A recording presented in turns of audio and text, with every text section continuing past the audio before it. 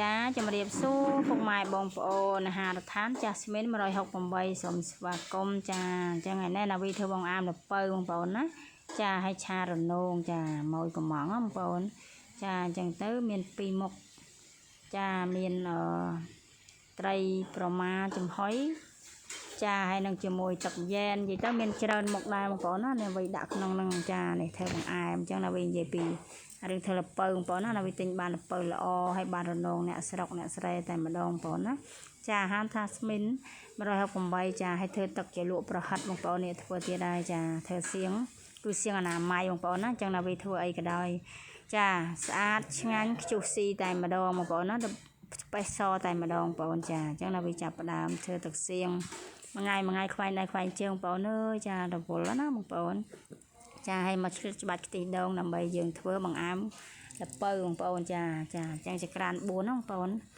ចាណាវីធ្វើខ្លួនឯងផ្ទាល់ដៃតែម្ដងកូនជួយចិត្តលពៅចិត្តអីចឹងទៅបងប្អូនណា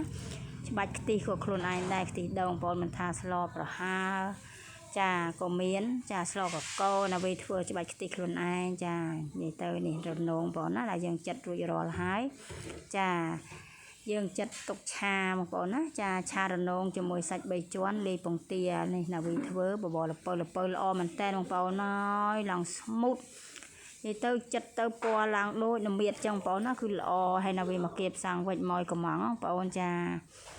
និយាយទៅមកកំងបាយសាច់ជ្រូកបាយសាច់មាន់ចាបាយលុកឡាក់មីឆាមីឆុងអីចាបាយឆាអីគឺកំងឲ្យទឹកយ៉ែនស្រស់បងប្អូនណាចានេះហើយណាវីឆុងកាហ្វេបងប្អូនណាចាមានកាហ្វេដកូតកកាហ្វេពងមាន់ចាមើលសាច់បងប្អូនណាចាសាច់ផាត់ណាវីធ្វើតែខ្លួនឯងបងប្អូនចង់បានចា1គីឡូចា6ទៅ70000បងប្អូនណាចាព្រោះធ្វើសាច់ផាត់ខ្លួនឯងតែម្ដងបងប្អូនចង់កំងជាគីឡូកន្លះគីឡូក៏បានដែរណាវីធ្វើខ្លួនឯងចង់សាច់មាន់ចង់សាច់ជ្រូកបងប្អូនណាសាច់ផាត់ណា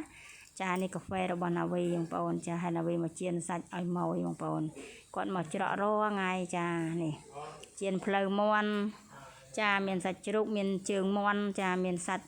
ឆ្អឹងចានីមានសាច់3ជាន់មានសាច់ឆ្មាមុខចឹងបងប្អូនណាចាធ្វើសម្រាប់អតិថិជនចាសម្រាប់មកកំងនៅហារដ្ឋានចាស់ស្មីន168បងប្អូនណាចាក្រូចស្ករជាឡៃក្រុងកោចាបងប្អូនមកឃើញហើយចាលបងលឿងចាហាងពណ៌វិនពណ៌ត្រចៃបងប្អូនណានេះចាកំងមានពងទាក្លុកមានពងទាជាប់ភ្នៅចឹងណាបងប្អូនចាឃើញតំណងណាបងប្អូនអើយណាវីធ្វើផ្ទាល់ដៃប្រឡាក់សាច់មិនថាំគ្រឿងចាធ្វើម៉េចឲ្យបានអតិថិជនរបស់ណាវីមកកំងគឺញ៉ាំហើយជក់ចិត្តដិតអារម្មណ៍ដកចិត្តមិនរួចបងប្អូនណាហើយណាវីមកធ្វើចាជ្រក់ទៀតដែរបងប្អូនចាជ្រក់2ថ្ងៃធ្វើម្ដងជ្រក់ធ្វើម្ដងគឺ5គីឡូជ្រក់បងប្អូនណាចានេះណាវីចាប់ផ្ដើមធ្វើជ្រក់ចាឲ្យច្រាមកទឹមដើម្បីយើងយកទៅចាជាមួយជ្រក់របស់ណាវីបងប្អូនណាវីប្រើក្រូចឆ្មាបងប្អូនណាចានេះហើយណាវីមកឆ្លៀតប្រឡាក់សាច់ចាមានសាច់ជ្រូក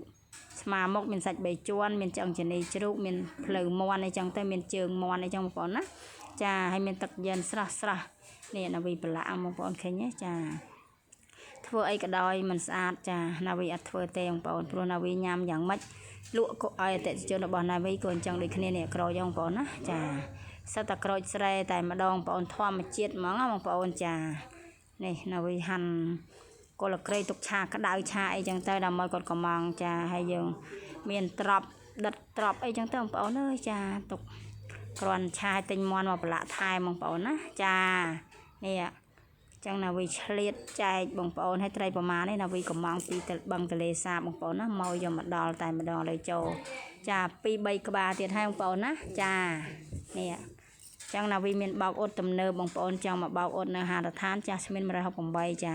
ពិសេសតែម្ដងចឹងណាវីមានតែប៉ុណ្ណេះទេជម្រាបលាជួបណាវីនៅវីដេអូក្រោយហេងហារដ្ឋានចាស់ស្មីន168អរគុណ